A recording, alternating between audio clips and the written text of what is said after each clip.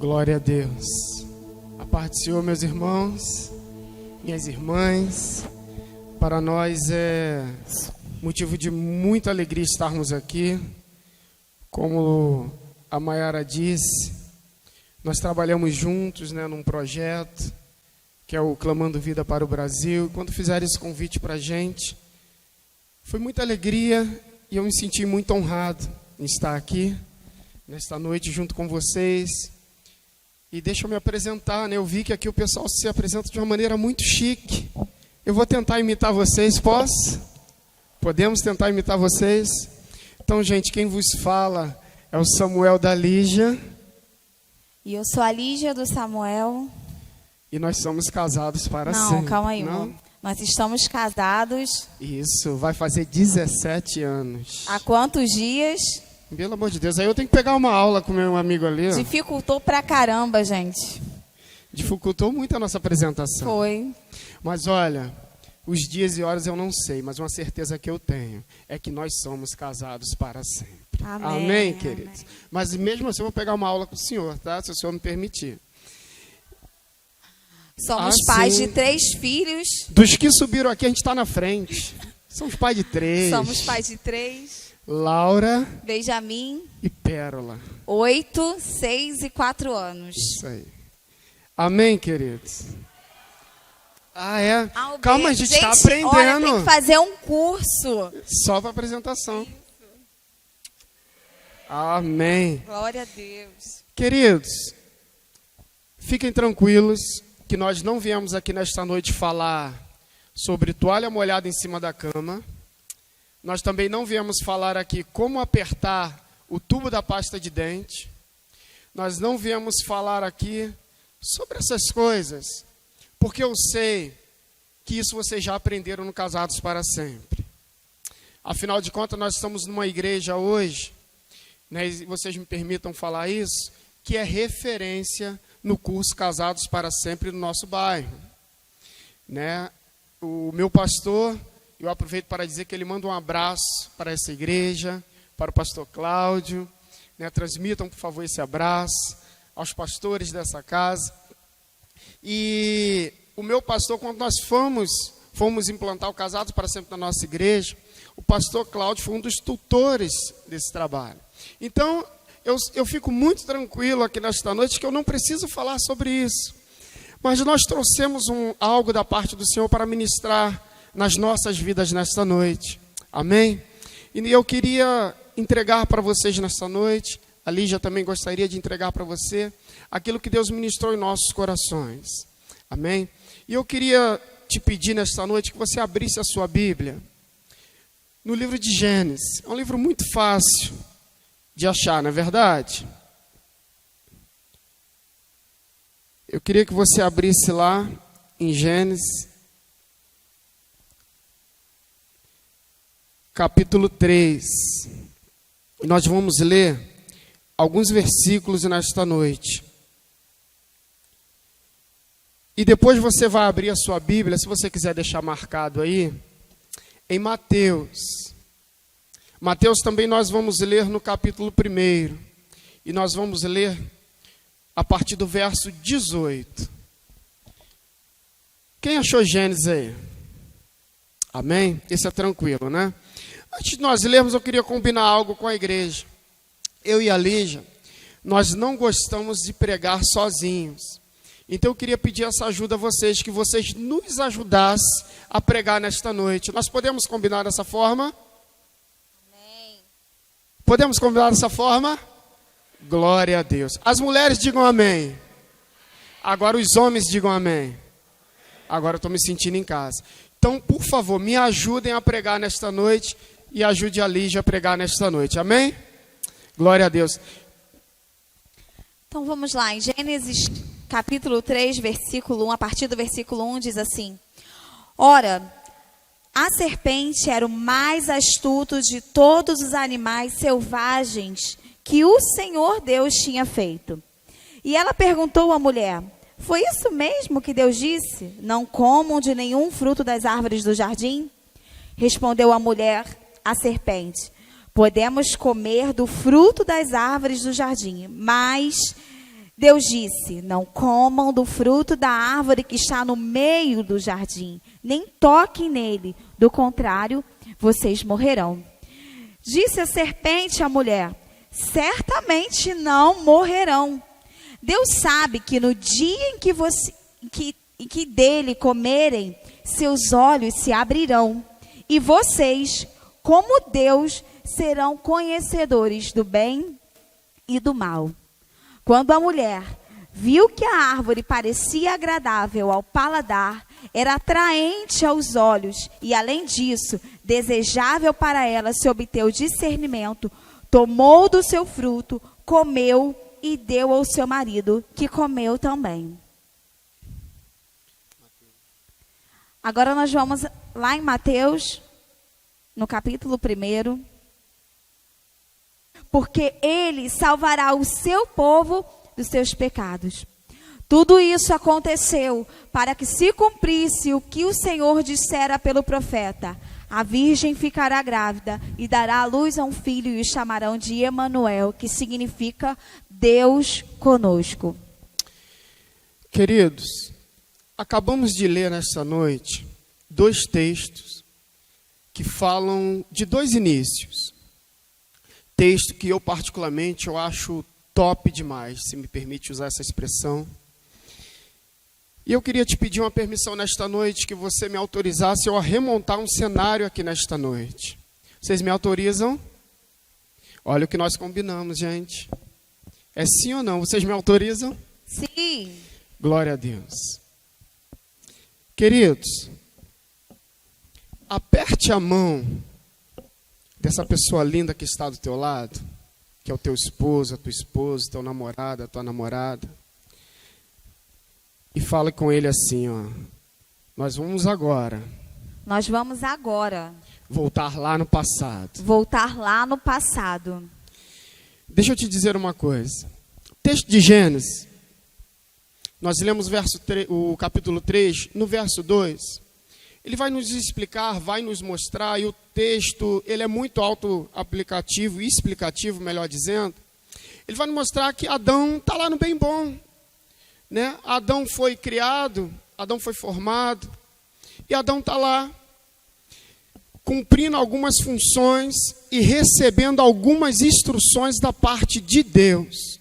Uma dessas instruções que Adão recebe de Deus é que existia uma árvore que foi colocada no meio do jardim e que Adão não deveria tocar nessa árvore e não deveria comer do fruto dessa árvore. Então essa instrução, nós vamos ver no texto, nós vamos ver na história, a história vai nos mostrar que essa instrução, ela foi dada primeiro ao homem. Antes da mulher ser formada, o homem já tinha recebido essa instrução, sim ou não? A história vai nos mostrar isso. E ao longo da história, nós vamos perceber onde Deus vai dizer: não é bom que o homem viva. Então, o que Deus faz? Prepara uma ajudadora para auxiliá-lo. Prepara uma ajudadora para auxiliá-lo. Só que Deus também tinha criado a serpente. E o texto vai nos mostrar que a serpente era um animal astuto. Só que astuto aqui, quando o texto diz, não é no sentido negativo. Porque antes da queda, tudo que Deus criou era bom. Astuto aqui, a palavra está nos mostrando que era um animal esperto, um animal veloz, um animal que dominava sobre os outros. Então, astuto aqui não quer dizer que era um animal negativo, muito pelo contrário. Só que a história também vai nos mostrar que essa mesma sagacidade que a serpente tinha, o inimigo usa dessa sagacidade e engana a mulher. Após Deus formar a mulher da costela de Adão, sim ou não, para ser uma ajudadora, para estar lado a lado com ele, a serpente percebe uma oportunidade, chama a mulher para uma conversa. E nessa conversa ela começa a dialogar e começa a falar: mas por que você não pode tocar? E agora eu estou parafraseando, é claro. Por que você não pode tocar? E Eva começa com seus argumentos. Só que a história nos diz que a serpente era muito astuta. E o inimigo, ele consegue se apoderar disso. E elas começam a conversar, resumindo. A serpente convence Eva a comer do fruto. Só que quem come o fruto? Eva come o fruto, sim ou não? Em seguida, diz a história, que Eva oferece a quem? Ou seja, quem comeu primeiro? A mulher. Então vocês estão me dizendo que o pecado entrou no mundo através da mulher, é isso? Sim ou não? É isso que vocês estão me dizendo nessa noite? Que ela comeu primeiro. E ela oferece ao homem. Então nós entendemos que o pecado entrou no mundo através de quem? Do homem ou da mulher? Da mulher. Então o pecado entrou no mundo através da mulher. Diz alguns historiadores que Adão estava observando. E por que eles chegaram a esta conclusão? Porque nesse texto, nesse versículo, quando diz que Eva oferece a Adão, alguns historiadores se apoderaram desse versículo de tal forma que eles dizem que Adão estava tão próximo que ele estava observando a conversa que ela pega e oferece. Então, queridos, nós entendemos aqui que o pecado ele entra no mundo através da mulher. Não tem participação do homem até Eva comer da fruta. Queria lhe abrir os olhos do bem e do mal. Em seguida, ela oferece para Adão. Ou seja, será que se Adão não tivesse aceitado, Eva seria castigada pelo Senhor e nós não estaríamos hoje no paraíso? No jardim do Éden até hoje? Pois bem, vamos lá para Mateus agora. Então, vocês estão me ajudando a pregar e vocês estão dizendo para mim que o pecado entrou no mundo através da mulher. É isso mesmo? E depois que ela come, ela já pecou. Oferece ao homem, o homem peca. Quando nós vamos para Mateus, esse livro que nós acabamos de ler, o que acontece? Nós começamos a ver a soberania de Deus, nós começamos a perceber que Deus não dá a glória dele para ninguém, e nós começamos a perceber também que Deus, quando cria a mulher, ele cria a mulher para ser sim uma ajudadora, para ser sim uma cooperadora, para ser sim uma mulher usada para o homem. E quando nós chegamos em Mateus, diz a palavra que Maria está lá, na casa dela, se preparando para casar, se preparando para se desposar, se preparando para receber quem? José. Diga assim comigo, José. Ei, tem alguém solteiro aqui no templo? Meu Deus, todo mundo na bênção, glória a Deus.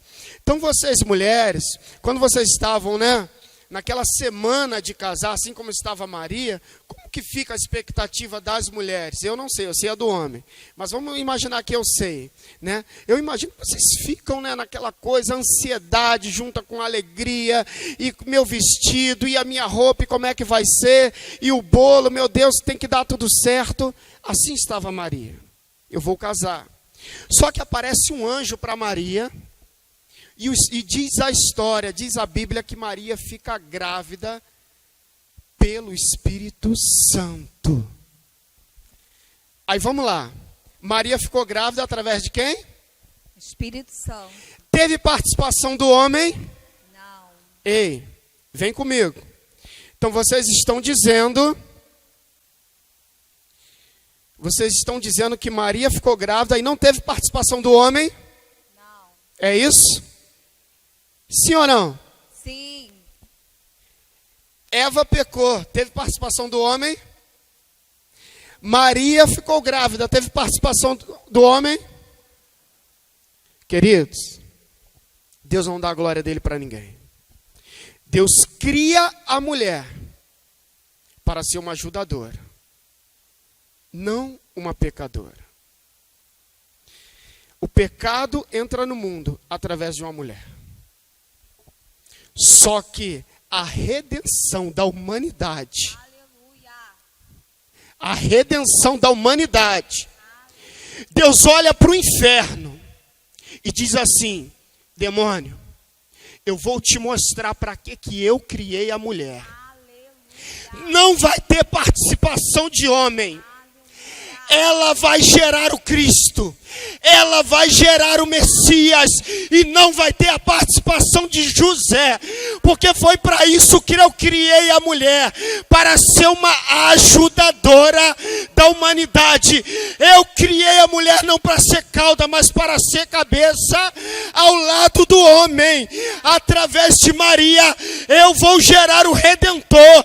Através de Maria, a redenção da humanidade vai vir através da mulher e não vai ter participação do homem. Ei, o pecado entra ao mundo através da mulher e Deus olha e diz: a redenção vai vir ao mundo através de uma mulher, porque eu vou mostrar para que eu criei a mulher. Só que aí, até aí estava tudo bem, sim ou não? Só que tinha José na história. Agora vocês imaginem com a cultura da época, se hoje é difícil com essa cultura plural que infelizmente nós temos, imagine na época uma mulher se apresentar grávida e dizer: foi Deus. Só que José amava. José amava. Então José pensa: olha, não vai dar para eu continuar nessa relação porque ela me traiu. Só que eu a amo tanto que eu não posso entregá-la aos leões. Eu a amo tanto que eu não posso colocá-la em situação desfavorável, em uma situação ridícula. Então o que é que José faz? José pensa: olha, eu vou deixá-la, mas de uma forma bem sutil, para que ninguém perceba. E aí, quando verem, já foi. Só que, queridos, Deus não faz as coisas pela metade. Diz a história que um anjo, através de um sonho, se apresenta a José e diz: José, não a deixe, José, não a largue, José, fique com ela, e você vai ser sim o pai dessa criança, porque essa criança que ela está gerando, José, é filho do Espírito Santo, é filho de Deus. Ei, José, a tua família está recebendo nada mais, nada menos, o verbo que se fez carne e vai trazer a redenção para a humanidade, que um dia entrou através de uma mulher na humanidade, José. E o que eu estou fazendo, José, é mostrando para o inimigo que eu não dou a minha glória para ninguém. Queridos, então o pecado entra no mundo através de uma mulher e Deus pega e fala: tá bom, através de uma mulher Deus traz a redenção para nós. E José, nós conhecemos a história, continua com Maria, vem mais filhos e eles são felizes e casados para sempre. Agora deixa eu te pedir uma outra autorização. Depois dessa pequena introdução, vocês permitem esse casal aqui a pregar nesta noite? Podemos pregar? Glória a Deus. Então nós vamos começar. Então, queridos, quando nós estudamos sobre isso, quando nós começamos a ler, e eu particularmente comecei a me perguntar e falei com ele: Lídio, o que a gente vai falar para uma igreja que é referência em casados para sempre? O que levar para um povo que entende tudo de relacionamento? O que falar para uma igreja que entende tudo e mais um pouco de casamento? O que falar para uma igreja que respira o curso Casados para Sempre, Paz para toda a vida e por aí vai? O que falar por uma igreja que faz congresso, que recebe pessoas e pessoas e pessoas de casados para sempre? O que falar para uma igreja que eu já vi em comemorações aqui, em formaturas aqui, que essa igreja fica a coisa mais linda? O que falar para esse povo abençoado, a noiva de Cristo? E aí nós lendo, nós percebemos algumas diretrizes que esse texto nos mostra, nos ensina, algumas lições. Nós queríamos compartilhar algumas com vocês nessa noite. E a primeira é: A proteção é uma questão de princípios. Amados, antes do anjo aparecer em sonho para José, ele podia simplesmente ter terminado tudo. Ele podia e tinha o direito, até que a verdade aparecesse para ele, porque naquele momento a única verdade que ele conhecia é que Maria estava grávida. Ok? Então ele podia terminar tudo e inclusive expô-la à sociedade, sim ou não? Só que José era um homem de caráter. José amava Maria. Então, o que ele pensa? Olha, eu não vou ficar com ela, mas também não vou expô-la. José aqui, ele não age por impulso, não chuta o balde. José não corre para o trabalho e começa a se lamentar com o primeiro colega que ele encontra pela frente no seu trabalho, não. Ele não faz nada disso. Ainda que cheio de razão, ele escolhe proteger Maria de uma situação vergonhosa. E Provérbios, capítulo 11, verso 12, vai nos dizer: o homem que não tem juízo ridiculariza o seu próximo, mas o que tem entendimento refreia a língua. Então notem, a situação que José vive, ele pensa dessa forma. E quando nós voltamos lá em Gênesis, nós vamos ver um Adão agindo de uma forma totalmente contrária. Nós vamos ver um Adão totalmente defensivo, mas defendendo a ele próprio. Porque quando Deus vai perguntar, Deus pergunta primeiro para Eva. Desculpa, Deus pergunta primeiro para Adão. E Deus pergunta, e o que Adão responde? Ó Senhor, primeiro ele coloca a culpa em Deus. Primeiro ele fala assim, ó Senhor, a mulher que tu me deste. Ou seja, ele está falando, Deus, a culpa é tua. Foi o Senhor que achou que não era bom ficar sozinho. Eu estava tão bem sozinho. Eu consegui colocar nome em todos os animais, sozinho. Não precisei da ajuda dela para... É isso que ele está falando para Deus. Deus, eu já estava sozinho aqui há um bocado de tempo. Eu estava bem. O Senhor me inventou colocar ela aqui. E aí em seguida ele fala, e ela me deu do fruto. Primeiro ele bota a culpa em Deus e depois na mulher. Primeiro porque Deus colocou a mulher do lado dele. Depois porque a mulher deu fruto para ele. Então ele pega e fala, olha, ela me deu fruto e eu comi. Então ele ataca Eva. Ele coloca a culpa nela. Ele não tem aqui, ele não reage aqui de uma forma, não, Senhor, nós. Não, ele coloca a culpa nela. Olha, ela que me ofereceu. E quando nós vamos lá em José, é totalmente diferente. Só que José era um homem de caráter. José, ele tinha convivência com o Senhor. José sentia a presença do Senhor, não como Adão. Adão, ele conversava com o Senhor face a face. Diz a palavra que todo entardecer, todo final do dia, o próprio Deus descia no jardim para vir conversar com o homem. José não viveu isso, mas José sabia quem era Deus. Então, queridos, não tem a ver com a presença que um dia você sentiu.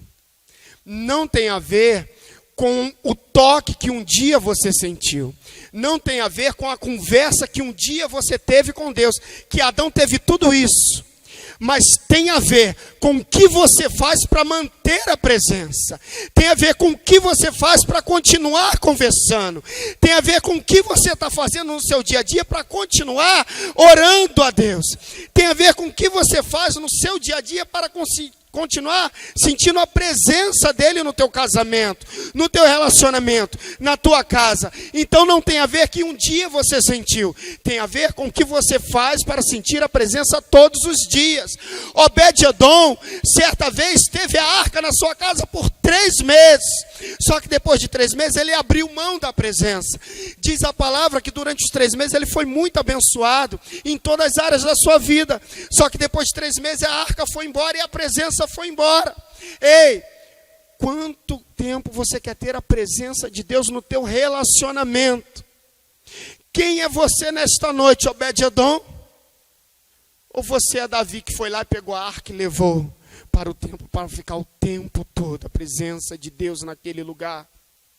Então não tem a ver, queridos, a primeira lição que nós aprendemos, não tem a ver, um dia nós temos sentido a presença, tem a ver com o que nós estamos fazendo para sentir, continuar sentindo a presença. Amém, queridos? Glória a Deus. A segunda lição que nós aprendemos com esse texto, direito ou legalidade? Na nossa casa, né, são 3 crianças pequenas. A diferença entre eles é de 1 ano e 7 meses, 1 ano e 8 meses. Então, é corrido. E um dos princípios que nós estabelecemos na nossa casa, que nós repetimos quase que diariamente, é que direito não é legalidade. Que talvez você tenha direito a essa situação, mas você não tem legalidade para exercer sobre essa situação. Um exemplo é se a minha filha mais velha bate no meu filho mais novo. E ele revida. Por que você bateu na sua irmã? Porque ela me bateu. Eu falei, olha, você tem o direito de bater nela, mas você não tem legalidade para bater. Você não é a mãe, você não é pai, você não é autoridade sobre ela. Você tem o direito de se defender, mas você não tem a legalidade. E o que nós queremos trazer aqui para vocês nessa noite é que Deus não negocia princípios dependendo do cenário. Porque o cenário que José vivia aqui era de traição, era de dor, era de infidelidade. Ele tinha o direito de dispor aquela mulher. Ele tinha o direito de ir à praça, como aquele marido da mulher adúltera, que colocou a situação para todos verem. Ele tinha o direito de expor Maria, mas ele não tinha legalidade. E hoje, o que nós temos ouvido a todo tempo, eu louvo ao Senhor por esse culto. Eu louvo ao Senhor por tudo que foi ministrado aqui nessa noite. Porque a canção, Maiara, que nós ouvimos a semana inteira, irmãos, desde segunda-feira nós estamos ouvindo na nossa casa, Caminho no deserto. Aleluia. E vitorioso és. Nós bem cedo acordamos e nós colocamos algumas canções. E essas duas canções, e eu creio que o Senhor nos trouxe aqui, porque Ele é intencional em todas as coisas. Aleluia. E eu quero dizer para você nessa noite, que talvez esteja aqui com o direito de revidar, que talvez você esteja sentado aí ao lado dessa pessoa e dizendo, olha, eu vou fazer isso, porque ele também faz isso. Eu vou revidar essa bofetada, e eu não quero dizer aqui apenas agressões físicas. Eu quero dizer dores da alma. Eu quero dizer situações que você diz, ele faz, eu faço. Eu vou fazer porque ele faz comigo. Eu quero dizer que o que Deus estabeleceu em você é em você. E o princípio que Deus estabeleceu está em você. E o tratamento que Deus tem para com você é para com você. Independente do seu cônjuge, independente do princípio no que ele está baseado, o que Deus tem para você é para você. Não negocie os princípios que o Senhor tem para a sua vida baseado na conduta do seu parceiro, porque Deus não negocia princípios baseado em cenário. Com José, nós aprendemos que o nosso caráter, que a nossa conduta, que a nossa presença e retidão diante de Deus não depende da conduta do meu parceiro. Olha, irmãos, se eu for colocar para vocês quantas vezes eu quis revidar, algumas vezes eu revidei, outras não. Nós não estaríamos aqui. E eu estou falando com os irmãos, nós estamos falando aqui de experiência que nós vivemos. Acredite na palavra que nós estamos colocando aqui. Existem pessoas aqui no altar que foram forjadas no sofrimento, na experiência, para dizer para você que ainda que você tenha o direito de revidar, não revide. Não porque ele não mereça, mas porque o princípio que o Senhor estabeleceu foi com você. Foi com você. E há um Deus de recompensa para aqueles que permanecem fiéis. A Bíblia diz que aqueles que permanecerem até o fim serão salvos. E se nós formos revidarmos um com o outro o tempo todo, nós viveremos em batalha travada. E não há vencedores nessa peleja. Então eu quero, nessa noite, declarar sobre a tua vida, sobre a minha vida, que toda vez que nós tivermos o direito de revidar, que o Senhor esteja conosco, nos segurando, nos assegurando na justiça e na fidelidade que está nos princípios estabelecidos por Deus. Amém? Glória a Deus. Terceira lição, queridos, que nós aprendemos com esses dois textos. O direito não sobrepõe o propósito. Jesus tinha direito de defesa, mas ele preferiu ficar calado. Todas as vezes que Jesus teve a oportunidade de falar alguma coisa para se defender, ele preferiu ficar calado. Qualquer coisa que Jesus falasse poderia prejudicar o propósito. Ele sabia disso. Havia um propósito, tinha um propósito. E ele sabia qual era esse propósito. Jesus, ele vivia esse propósito. E o propósito era salvar a humanidade. O propósito era libertar a humanidade do pecado. Ele sabia que só o sangue que ele carregava tinha o poder para nos purificar de todo o pecado. Tinha o poder para que hoje nós conseguíssemos nos apresentar justificados diante de Deus. Porque a nossa justificação diante do Senhor veio pelo sangue do Cordeiro, o único. Ele sabia disso. Então Jesus vivia o propósito. Jesus entendia o propósito. Jesus sabia qual era o propósito. E a pergunta que fica para nós nessa noite: qual é o propósito do nosso relacionamento? Qual é o propósito do teu casamento? Eu não sei se vocês já se perguntaram isso, mas qual é o propósito do teu casamento aqui na terra? Será que é só vocês viverem juntos, morarem juntos, viajarem juntos, se divertirem juntos, vir para o culto juntos? É só isso? Quantos já se perguntaram qual é o propósito do meu casamento? Senhor, o que tu espera do meu casamento para a tua obra? O que tu espera do meu casamento para o teu reino? Porque nós esperamos muitas coisas para o nosso casamento. Uma delas é nós sermos felizes.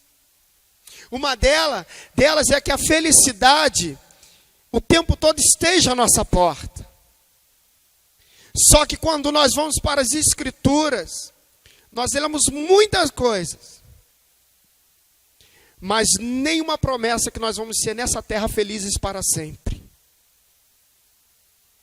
Ainda bem que amanhã é domingo tem escola dominical, né? Que amanhã o pastor conserta tudo que eu estou falando. Mas nenhuma. Muito pelo contrário, nós vamos ver na Bíblia o seguinte: que teremos aflições, mas tem de bom ânimo. Eu venci e vós vencereis.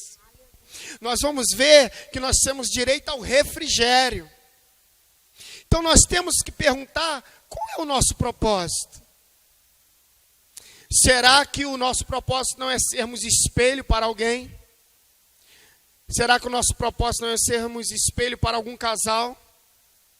Será que não tem alguém olhando para nossas vidas, para dentro da nossa casa?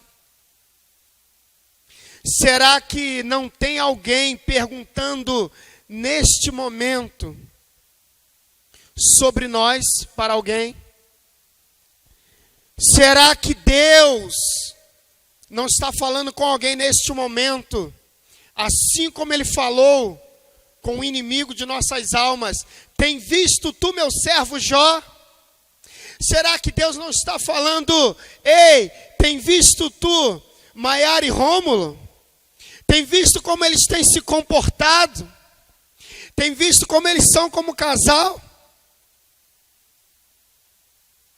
E eu queria que vocês me permitissem falar algo nesta noite, mas Deus gosta de tirar onda com a gente, com quem Ele criou.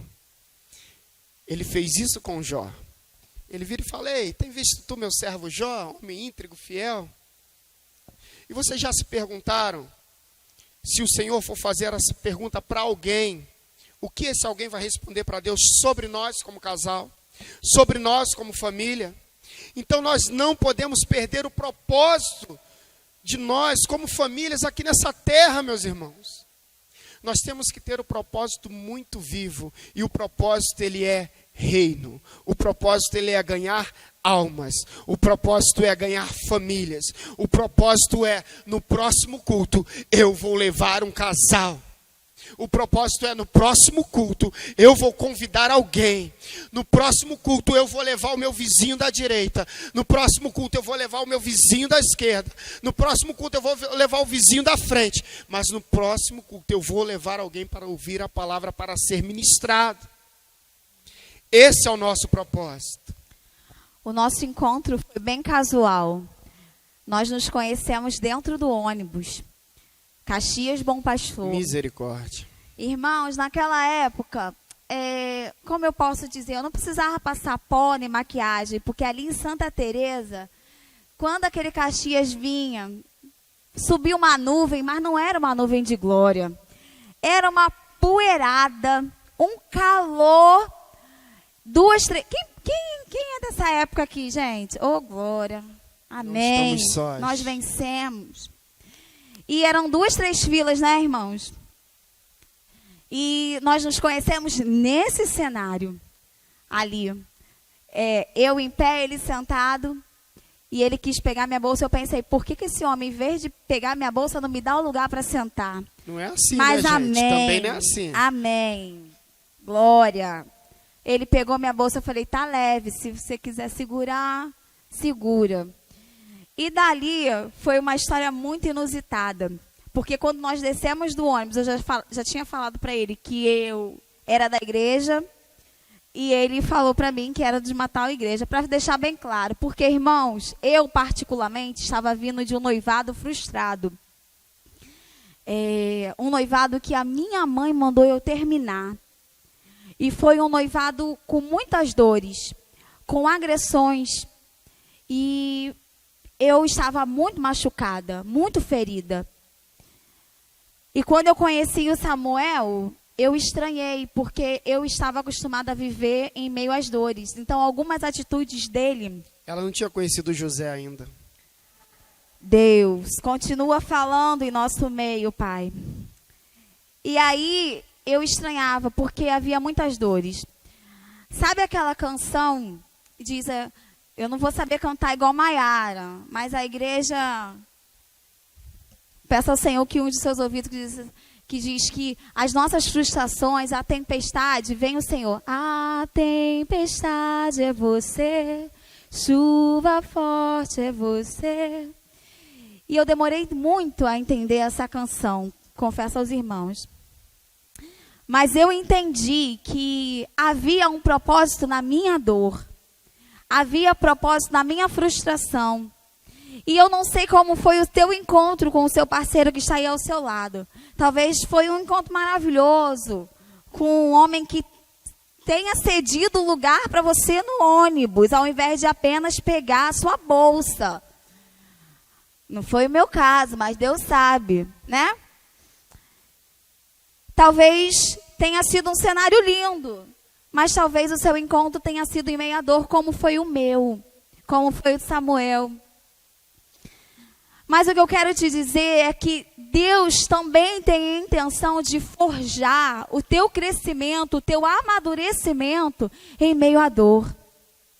Ainda que o teu encontro pareça que foi um desencontro, que foi um desastre, que começou da maneira mais inusitada possível, eu quero te dizer que há uma intenção dos céus para o teu casamento. Há uma intenção dos céus, houve todo um manejo de anjos e arcanjos para que você se encontre. Eu sempre morei no Bom Pastor, o Samuel sempre morou no Bom Pastor, ele trabalhou anos no açougue. Nós nunca nos encontramos. Nunca. Eu não me lembro dessa pessoa. Ele também não se lembra de mim. Ele diz. Mas, irmãos, desde aquele dia que nós nos conhecemos, qual foi o dia, amor, mesmo? Oi? Oi? Irmão, eu não vou revidar. Isso, não revida. E olha, irmãos, que eu casei e namorei, noivei no mesmo dia para não ter problema, hein? Mas ainda assim tem, viu? Para você E eu ver, aproveito para dizer, queridos, que a gente falar de exemplos nossos, porque nós estamos aqui em cima, mas nós somos igualzinho vocês, tá? Eu não sei data, igual a maioria dos homens que estão aqui. O irmão ali sabe. Mas ele é outro nível de adoração. Ele é outro nível. Diferente mesmo. Ele é diferente. Então nós somos igualzinhos a vocês. Os problemas, discussão, né? Nós estamos falando aqui hoje, possa ser, né? A gente não quer profetizar, possa ser que a gente discuta amanhã, não sei, segunda, mas o mais importante é permanecermos juntos. Continue, minha filha. E nós queremos, nessa noite, que vocês entendam, a gente quer passar aquilo que o Senhor ministrou no nosso coração. Que você acredite que o teu casamento faz parte da intencionalidade de Deus. Que você está junto por um objetivo. Que você não está aqui apenas, como o Mel falou aqui, para viver um conto de fadas. Nós não estamos no mundo de princesas e príncipes. Aqui é o mundo real. E no mundo real a batalha e a guerra. Mas nós estamos assegurados pelo Senhor que nos uniu. E a Bíblia diz que aquele que Ele une, ninguém separa. Então se assegure e entenda que nós precisamos, num mundo cheio de futilidades, nós precisamos ser relevantes. Nós precisamos ser relevantes. Que você seja relevante para o seu vizinho, que você seja relevante para o seu amigo do trabalho, para os seus filhos, mas que você seja relevante como casal para alguém. Não apenas um casal de Instagram, não apenas um casal de Facebook, da nossa época era MSN e Orkut, glória a Deus por isso. Mas olha, eu sou do Teletrim, irmãos. Ficando velho. Mas olha, que você seja relevante mais do que está na tela do celular. Que você seja relevante para o reino de Deus. Que as pessoas enxerguem em você, olha, esse casal ali, ele não se encontrou à toa, não. Ah, não foi por acaso. Não foi por acaso. Que você nessa noite agradeça ao Senhor por aquele encontro. Por aquele encontro no ônibus. Como eu sou grata ao Senhor. Porque eu fui resgatada. E ali o Senhor me ensinou o que é o amor. O que é alguém proteger de situações vexatórias, da desonra, da vergonha. E eu sei que há casais aqui nessa noite que o Senhor os conduziu, os guiará e vai sustentar até o fim, porque há um propósito no seu casamento, um propósito de relevância no seu casamento, em nome de Jesus. Aleluia. Queridos, e essa questão de propósito, ela é tão séria, que a Bíblia vai nos dizer que nós somos a noiva de Cristo. Amém? Nós somos a noiva de Cristo. E esse casamento um dia vai acontecer. Esse casamento um dia vai acontecer. E Deus, ele é tão tremendo com essa questão de família, de casamento, que olha o que ele faz. Ele pega e faz um comparativo do nosso casamento com o casamento que ele vai ter com a sua igreja. Nós somos a noiva de Cristo. Então ele pega o que nós julgamos o ápice do casamento, né, que é o ato da relação sexual. O que Deus faz? Deus coloca esse ato. Olha o que Deus faz, isso é tremendo demais, isso é profundo demais. Ele coloca esse ato à disposição de todos, de qualquer classe social. Do mais rico ao mais pobre, ele tem acesso a esse ato. E ele dentro do casamento é bênção.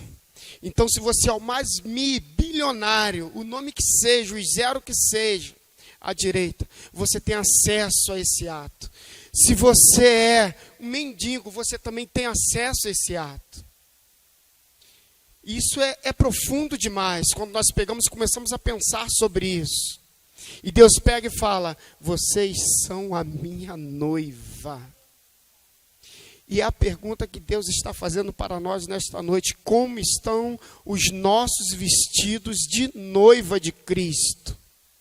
Como estão as nossas vestes? Estão brancas? É a pergunta que Deus faz para nós nesta noite. Como está o teu casamento? Como está a veste do teu casamento? Está branco ou está manchado? Mas se estiver manchado, tem um cordeiro aqui nesta noite, está aqui neste lugar. Ele quer limpar o teu casamento. Ele quer tirar tudo que não provém dos céus e trazer vida em nome de Jesus. E a última lição que nós queremos compartilhar nesta noite, para que não vire vigília, é: divida a sua dor com quem pode te ajudar. Ei, isso aqui, e nós já estamos de fato finalizando, isso aqui é muito sério, isso aqui é muito grave, isso aqui destrói famílias. Se você comenta com quem não tem estrutura para te ajudar. Deixa eu te dar um exemplo. A minha sogra, está filmando, é isso? Está filmando? Depois manda para ela. A minha sogra, ela me ama. E eu a amo. Só que a minha sogra, antes de me amar, ela amava o que a Lígia levava de mim para ela. Então ela começou a entender o seguinte: esse cabra é bom para minha filha. Por quê, queridos? E eu volto a dizer, só abrir um parênteses, não somos um casal perfeito. Amém? Você pode dizer amém? Amém? Não somos. Mas o que a Lígia levava para a mãe dela era o seguinte: mãe, Samuel é maravilhoso. Mãe, o Samuel me levou no trabalho. Mãe, o Samuel cuida de mim. De bicicleta na chuva. Mãe, o Samuel é top. Mãe, o Samuel, mãe, o Samuel, mãe, o Samuel. Todos os gritos que eu dei, essa parte você tira, por favor, para minha sogra não ver. Todos os gritos que eu dei com a Lígia em meio às nossas discussões, a Lígia nunca levou para minha sogra. A minha sogra talvez imagine, né, que ela me conhece, sabe do meu temperamento. Talvez ela imagine: nossa, Samuel deve falar umas coisas para a Lígia, não sei como é que funciona isso e tal. Mas a Lígia nunca levou para ela. Então, ela passou a me amar. Porque a minha sogra conhece só o meu lado bom. Repita assim: lado bom. É o que as pessoas que estão fora do teu casamento têm que conhecer, da tua esposa e do teu esposo. Só o lado bom. Teu esposo briga contigo por nada. Você não tem que levar isso para amiga. Você não tem que levar isso para pessoas que não vão poder te ajudar. Isso é muito profético, queridos. A tua esposa briga contigo por nada. A tua esposa não quer fazer mais janta. Eu falei que não ia falar essas coisas, que eles sabem disso, né? Do casal. Mas eu faço janta, gente. Mas ela faz. A tua esposa não quer mais fazer. Você não tem que comentar isso com quem não pode te ajudar. Sabe por quê? Já foi ministrado aqui, eu nem precisava falar sobre isso. Porque quem não pode te ajudar, a primeira coisa que ele vai fazer, você não precisa passar por isso. Você é jovem, você é bonita, você merece coisa melhor. Só que o que eles não sabem é que antes de você ter casado com essa pessoa, Deus já tinha escrito nos céus a tua história. Porque a palavra vai nos dizer que Deus tem contado todos os nossos dias. E isso inclui o teu casamento. Isso inclui o teu relacionamento. Então, se tu casou com ele, se tu casou com ela, por mais que a sua vista não está sendo bom, eu vim aqui nesta noite para te dizer: segura a onda, vai para o joelho, mas não abandona o barco. Ei! Não abandona o barco. Segura e peça a Deus para que entre nesse negócio. Nós não estamos dizendo aqui, irmãos, de jeito nenhum, que você não procure o seu pastor, que você não procure o ministério, a aliança, né, Maiara, da igreja. Mas o que acontece é que muitas vezes nós nos apoiamos em quem não tem visão, em quem não tem propósito e que não é boca de Deus para a sua vida. procure somente aqueles que têm condições em Deus para te ajudar. Nós não estamos falando aqui nesta noite para você se isolar, pelo amor de Deus, não é isso.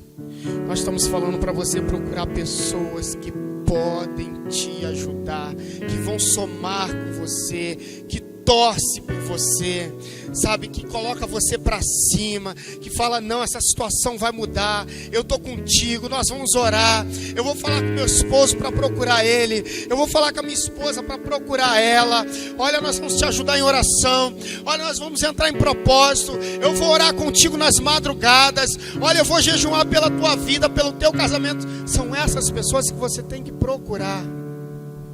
Não procure pessoas que não vão somar. Feche as brechas, feche as portas, porque algumas pessoas aqui têm ouvido vozes, porque abriram portas, porque deram oportunidade para terceiros darem opinião sobre o teu casamento. Algumas pessoas aqui levaram o seu casamento, como Adão fez, eu estou expondo, o problema é ele. Como José, nessa noite, nós vamos esconder o nosso cônjuge. Nós vamos proteger o nosso cônjuge. E não vamos deixar que barreira, que seta, que palavras de maldição toque e aflijam o nosso casamento. Glória a Deus. Queridos, eu quero orar com vocês. Dá tempo? Dá tempo? Vocês me permitem nós orarmos com vocês nesta noite? Nós não vamos chamar ninguém aqui na frente, mas eu queria te convidar nesta noite você ficar em pé. E eu queria convidar você, se o teu cônjuge está aqui nesta noite, se você, seu namorado, o seu noivo, sua noiva, se está aqui nesta noite, eu queria te fazer um convite, que você ficasse de frente para ele, para ela, que vocês segurassem as duas mãos um do outro. Eu quero orar com você. A Maiara vai estar louvando em seguida, vai estar fazendo o término do trabalho, eu não sei se é ela que vai terminar. E que nessa oração você comece a falar aí com o teu esposo, com a tua esposa. Sabe, você pode começar antes de eu começar a orar, você já pode começar a falar com ele, com ela. Olha, eu te amo. Olha, independente das circunstâncias, nós vamos segurar nesse barco juntos. Nós vamos seguir juntos. Nós vamos parar de olhar para o cenário e nós vamos começar a se enxergar dentro desse cenário. Nós vamos começar a nos olhar como Deus nos olha dentro desse cenário. Porque se Deus permitiu você estar nesse cenário que você está vivendo hoje, é porque Deus tem um propósito para vocês como casal nesse cenário. Deus, eu te louvo nesta noite, Senhor. Quero te agradecer, ó Pai, por essa união, por essa junção dos santos nesse lugar, ó Deus. E eu quero, meu Senhor da glória, te pedir, meu Senhor, por cada vida que está aqui nesta noite, cada família aqui representada, meu Senhor, eu quero te agradecer por cada casal que está aqui, ó Deus. Meu Senhor, por cada representante do lar que está aqui nesta noite, Senhor. Eu quero te pedir, meu Senhor, manifesta a tua glória nestas casas, nestes lares, meu Senhor da glória. Que o teu Santo Espírito possa habitar neste lugar, ó Deus. Pai, eu quero te pedir, meu Senhor, visita essa casa, visita esse lar. Tira tudo que não provém de ti, meu Senhor da glória. Todo espírito de confusão, meu Deus, joga por terra em nome de Jesus. Meu Senhor, eu quero te pedir que todo dardo inflamado do inimigo caia por terra, ó Deus. Cubra esses lares, essa casa, essas famílias, meu Senhor, com teu sangue, meu Senhor da glória. Deus, eu quero te pedir nesta noite que os teus anjos possam em cada casa agora e passar o teu sangue nesses umbrais, ó Deus, que os umbrais de cada casa, de cada quarto de casal aqui, em nome de Jesus, meu Senhor, possa estar sobre essas portas, meu Senhor da glória. Joga por terra, ó Deus, todo espírito de pombagira, meu Senhor da glória, que tem rodeado esses casais, ó Deus, toda investida de Satanás, meu Senhor, contra esses casais, que caia por terra agora, em nome de Jesus, ó Deus. Nós confiamos na tua palavra, nós confiamos, meu Senhor, no poder que há no teu sangue, Jesus. E é, meu Senhor da glória, através deste poder que nós queremos te pedir agora, meu Senhor. Guarda no trabalho, meu Senhor. Livra das más conversas, meu Senhor da glória. Livra, meu Senhor da glória, da aparência do mal. Joga por terra em nome de Jesus, que toda e qualquer brecha, meu Senhor, que o inimigo tem tentado abrir, ou até mesmo que o inimigo conseguiu abrir, eu te peço agora, pelo poder que há no teu sangue, Jesus, que caia por terra, em nome de Jesus. Tapa todas as brechas, meu Senhor da glória, que esses casais possam se amar cada dia mais, em nome de Jesus, ó Pai. Em nome de Jesus, meu Senhor da glória, em nome de Jesus, nós cremos, meu Senhor, na tua palavra. Nós cremos, meu Senhor, naquilo que o Senhor tem para nós. E nós te agradecemos nesta noite por essa oportunidade, por essa palavra rema, ó Deus, em nome de Jesus.